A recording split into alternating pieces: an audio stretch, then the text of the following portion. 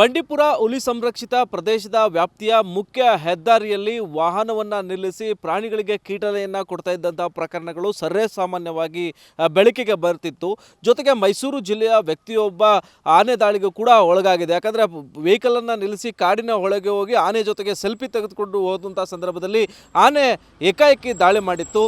ಆದರೆ ಈ ಮುಖ್ಯ ರಸ್ತೆಯಲ್ಲಿ ವಾಹನಗಳನ್ನು ನಿಲ್ಲಿಸೋದು ಕಾನೂನು ಬಾಹಿರ. ಹೀಗಾಗಿ ಆದರೂ ಕೂಡ ವಾಹನವನ್ನು ರಸ್ತೆಯ ಬದಿಯಲ್ಲಿ ನಿಲ್ಲಿಸಿ ಜಿಂಕೆಗಳು ಇರ್ಬೋದು, ಜೊತೆಗೆ ಆನೆ ಇರ್ಬೋದು, ಅವರ ಜೊತೆಗೆ ಸೆಲ್ಫಿಯನ್ನು ತೆಗೆದುಕೊಳ್ಳುವಂಥ ಕೆಲಸವನ್ನು ಕೂಡ ವಾಹನ ಸವಾರರು ಕೀಟ್ಲೆ ಮುಖಾಂತರ ಮಾಡ್ತಾ ಇದ್ರು. ಇದೀಗ ಬಂಡೀಪುರ ರಾಷ್ಟ್ರೀಯ ಹುಲಿ ಸಂರಕ್ಷಿತ ಪ್ರದೇಶದ ವ್ಯಾಪ್ತಿಯ ಮುಖ್ಯ ರಸ್ತೆ ಏನಿದೆ, ಕರ್ನಾಟಕ ಮತ್ತು ಕೇರಳ ತಮಿಳುನಾಡು ಸಂಪರ್ಕ ಮಾಡುವಂತಹ ರಾಜ್ಯ ಹೆದ್ದಾರಿಯಲ್ಲಿ ಇದೀಗ CC ಕ್ಯಾಮ್ರಾಗಳನ್ನು ಅಳವಡಿಸುವ ಮೂಲಕವಾಗಿ ಯಾರು ವಾಹನ ಸವಾರರು ರಸ್ತೆಯ ಮಧ್ಯದಲ್ಲಿ ನಿಲ್ಲಿಸಿ ಪ್ರಾಣಿಗಳ ಜೊತೆಗೆ ಕೀಟ್ಲೆಯನ್ನು ಮಾಡ್ತಾರೆ, ಜೊತೆಗೆ ಆನೆಗಳ ಜೊತೆಗೆ ಸೆಲ್ಫಿಯನ್ನು ತೆಗೆದುಕೊಳ್ಳೋದು, ಜಿಂಕೆಯ ವಿಡಿಯೋಗಳನ್ನು ಹತ್ತಿರಕ್ಕೆ ಹೋಗಿ ಮಾಡುವಂಥದ್ದು, ಅವುಗಳನ್ನು ನಿಷೇಧ ಮಾಡುವ ನಿಟ್ಟಿನಲ್ಲಿ, ಅಂಥವರಿಗೆ ಚುರುಕು ಮೂಡಿಸುವ ನಿಟ್ಟಿನಲ್ಲಿ ಇದೀಗ CC ಕ್ಯಾಮ್ರಾಗಳನ್ನು ಅಳವಡಿಸುವ ಮೂಲಕವಾಗಿ ಅವುಗಳ ಮೇಲೆ ಕಣ್ಣಿಟ್ಟಿರುವಂಥ ಕೆಲಸವನ್ನು ಕೂಡ ಇದೀಗ ಅರಣ್ಯ ಇಲಾಖೆ ಮಾಡುತ್ತಿರುವಂಥದ್ದು. ಆ ನಿಟ್ಟಿನಲ್ಲಿ ನೋಡುವಂಥ ದೃಶ್ಯಾವಳಿ ಏನಿದೆ, ಈ ಒಂದು ದೃಶ್ಯಾವಳಿಗಳು ಕೂಡ ಏನು ಮುಖ್ಯ ಹೆದ್ದಾರಿಯನ್ನು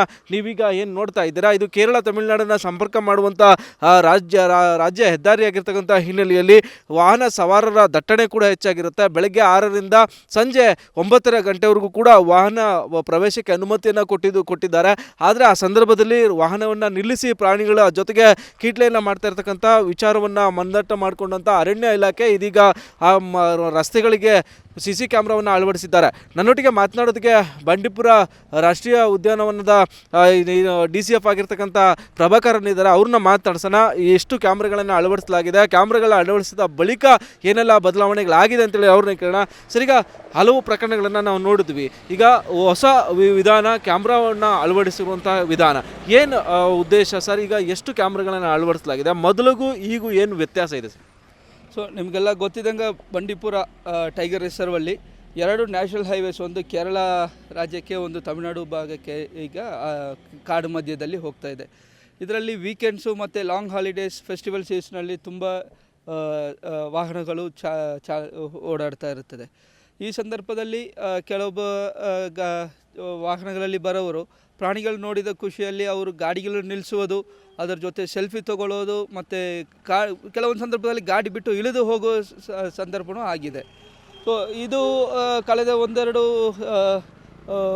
ಕೇಸಸ್ಸಲ್ಲಿ ಸೆಲ್ಫಿ ತೊಗೊಳಕ್ಕೆ ಹೋಗಿ ಆನೆ ಅವರನ್ನು ಓಡಿಸ್ಕೊಂಡ್ಬಂದಿರುವ ಘಟನೆಗಳು ಆಗಿತ್ತು.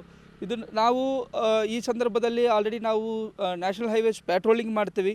ನಮ್ಮಲ್ಲಿ 5 two wheelers, electric two wheelers ಇದೆ. ಅದರಲ್ಲಿ ಸಿಬ್ಬಂದಿಗಳು ಇಡೀ ದಾರಿಯನ್ನು ಪ್ಯಾಟ್ರೋಲ್ ಮಾಡ್ತಾರೆ. ಇದ್ರೂ ಕೆಲವೊಂದು ಕಡೆ ನಮಗೆ ಒಂದು ಬ್ಲೈಂಡ್ ಸ್ಪಾಟ್ ಇರುತ್ತೆ, ಅಲ್ಲಿ ನಾವು ಹೋಗೋ ಮುಂದೆ ಆನೆಗಳು ನೋಡಿ ಇಳಿಯೋ ಚಾನ್ಸಸ್ಸು ಇದೆ.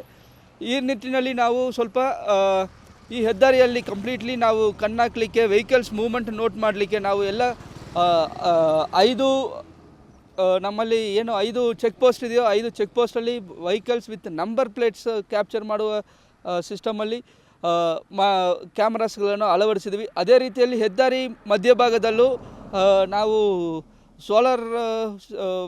ಸೋಲಾರ್ CCTV ಕ್ಯಾಮ್ರಾಸ್ ಅಳವಡಿಸಿದ್ವಿ. ಸೊ ದಟ್ ನಾವು ಎಲ್ಲಿದ್ದೂ ಇದನ್ನು ಕನೆಕ್ಟಿವಿಟಿ ನಮಗೆ ಕಮಾಂಡ್ ಕಂಟ್ರೋಲ್ ಸೆಂಟರ್ಗೆ ನಮಗೆ ಲೈವ್ ಬರ್ತಾ ಇರ್ತದೆ. ನಾವು ಎಲ್ಲಾದರೂ ದಾರಿಗಳಲ್ಲಿ ನಿಲ್ಲಿಸಿದರೆ ಇಮಿಡಿಯೇಟ್ಲಿ ನಾವು ಅವರಿಗೆ ಆ ಕ್ಯಾಮ್ರಾಸ್ ಮೂಲಕ ಅವ್ರಿಗೆ ಶಿಕ್ಷೆ ಕೊಡುವುದು, ಫೈನ್ಸ್ ಹಾಕೋದು, ಅದ್ರ ಬಗ್ಗೆ ನಾವು ಯಾರು ಆ ಥರ ಮಾಡ್ತಾರೆ ಅವರನ್ನು ನಾವು ಪತ್ತೆ ಹಚ್ಚೋಕ್ಕೂ ಈಸಿ ಆಗ್ತಾಯಿದೆ. ಇದರಿಂದ ಈ ಪ್ಯಾಟ್ರೋಲಿಂಗ್ ಹೆಚ್ಚು ಮಾಡಿದ್ದು ಮತ್ತು ಕ್ಯಾಮ್ರಾಸನ್ನು ಅಳವಡಿಸಿ ನಾವು ಮೇಲೆ ನಮಗೆ ಯಾವುದೇ ಆ ಥರ ಘಟನೆಗಳು ಜಾಸ್ತಿ ಆಗಿರಲ್ಲ, ಸಾಕಷ್ಟು ನಮಗೆ ಕಮ್ಮಿ ಆಗಿದೆ. ಆದ್ರೂ ಇಲ್ಲಿ ನಾವು ಸಾರ್ವಜನಿಕರಿಗೆ ಈ 2 ಹೆದ್ದಾರಿಯಲ್ಲಿ ಪ್ರಯಾಣ ಮಾಡುವ ಸಾರ್ವಜನಿಕರಿಗೆ ನಾವು ಕೇಳ್ಕೊಳ್ತಾ ಇರುವುದು, ಈ ಥರ ಪ್ರಾಣಿಗಳು ನಾವು ಕಾಡು ಮಧ್ಯಕ್ಕೆ ಹೋಗ್ತಾ ಇದ್ದೀವಿ, ಪ್ರಾಣಿಗಳು ಇರುವುದು ಇದ್ದೇ ಇರುತ್ತೆ. ಆ ಸಂದರ್ಭದಲ್ಲಿ ಗಾಡಿಗಳು ನಿಲ್ಲಿಸಿ ಪ್ರಾಣಿಗಳನ್ನು ನೋಡುವುದು, ಅದರ ಮೇಲೆ ಕೂಗಾಟ ಮಾಡೋದು, ಕಿರ್ಚಾಡುವುದು, ಫೋಟೋ ತಗೊಳ್ಳೋದು, ಈ ಥರ ಮಾಡಿದಲ್ಲಿ ಇಲಾಖೆ ವತಿಯಿಂದ ಸ್ಟ್ರಿಕ್ಟ್ ಆ್ಯಕ್ಷನ್ಸ್ ತೊಗೊಳ್ತೀವಿ. ಫೈನ್ ಬೀಳುತ್ತೆ. ಕೆಲವೊಂದು ಸಂದರ್ಭದಲ್ಲಿ ಅದು ನಿಮ್ಮ ಏನು ವೈಲೇಷನ್ಸ್ ಮೇಲೆ ನಿಮಗೆ ಇನ್ನೂ ಕಠಿಣವಾಗಿ ಶಿಕ್ಷೆನೂ ಆಗುತ್ತೆ. ಸರ್, ಈಗ ಅಷ್ಟಿದ್ರೂ ಕೂಡ ಕೆಲವೊಬ್ರು ದುಂಡಾವರ್ತನೆಯನ್ನ ಕೂಡ ಮಾಡ್ತಾರೆ. ಈಗ ಕ್ಯಾಮ್ರಾಗಳಿದ್ರೂ ಕೂಡ ಅವ್ರಿಗೆ ಅರಿವಿಗೆ ಬರೋದಿಲ್ಲ. ಕಾನೂನು ಬಾಹಿರ ಅಂತ ಹೇಳಿದ್ರು ಕೂಡ ರಸ್ತೆಯ ಮಧ್ಯದಲ್ಲಿ ನಿಲ್ಲಿಸೋದು. ಈಗ ನಿಮ್ಮ ಹಿಂಭಾಗದಲ್ಲೇ ಕೂಡ ಒಂದು ವೆಹಿಕಲ್ ನಿಲ್ಲಿಸ್ತು. ಅಂಥ ವ್ಯಕ್ತಿಗಳಿಗೆ ಯಾವ ರೀತಿ ಮನದಟ್ಟು ಮಾಡುವ ನಿಟ್ಟಿನಲ್ಲಿ ಮನವಿ ಮಾಡ್ಕೊಡ್ತೀರಾ? ಅಲ್ಲ, ಈ ಥರ ಸಂದರ್ಭದಲ್ಲಿ ವೆಹಿಕಲ್ಸ್ ನಾವು ಒಂದು ರೀತಿಯಲ್ಲಿ ಫ್ರೆಂಡ್ಲಿಯಾಗಿ ಫಸ್ಟ್ ಹೇಳ್ತೀವಿ. ಕೆಲವೊಬ್ಬರಿಗೆ ಅದರ ಬಗ್ಗೆ ಮಾಹಿತಿ ಇರಲ್ಲ, ಅರಿವು ಇರಲ್ಲ. ಈ ಗಾಡಲ್ಲಿ ನಿಲ್ಲಿಸಬಾರ್ದು ಅಂತ ಒಂದು ಮಾಹಿತಿ ಇರಲ್ಲ. ಅದಕ್ಕಿಂತ ಅವರು ಹೊರಗೆಯಿಂದ ಬರೋವರು, ಫಸ್ಟ್ ಟೈಮ್ ವಿಸಿಟ್ ಮಾಡೋವರು ನಾವು ಹೇಳ್ತೀವಿ. ಆದರೂ ಅವರು ಅದನ್ನು ಕೇಳುವುದಿಲ್ಲ. ಆರ್ಗ್ಯುಮೆಂಟ್ ಏನಾದರೂ ಜಾಸ್ತಿಯಾಗಿ ಮಾತಾಡಿದರೆ ಮತ್ತು ಅವರಿಗೆ 100% ಆ್ಯಕ್ಷನ್ಸ್ ಡಿಪಾರ್ಟ್ಮೆಂಟಲ್ಲಿ ಏನು ನಮಗೆ ಗೈಡ್ಲೈನ್ಸ್ ಇದೆಯೋ ಅದರ ಪ್ರಕಾರ ಆ್ಯಕ್ಷನ್ ಆಗುತ್ತೆ. ಇದು DCF ಪ್ರಭಾಕರ್ ಅನ್ನೋರ ಮಾತು. ಬಹಳ ಮುಖ್ಯವಾಗಿ ಪ್ರಾಣಿಗಳಿಗೂ ಕೂಡ ಹಕ್ಕಿದೆ. ಅವುಗಳಿಗೂ ಕೂಡ ಸ್ವಚ್ಛಂದವಾಗಿ ಬದುಕುವಂಥ ವಾತಾವರಣವನ್ನು ನಿರ್ಮಾಣವನ್ನು ಮಾಡಬೇಕು.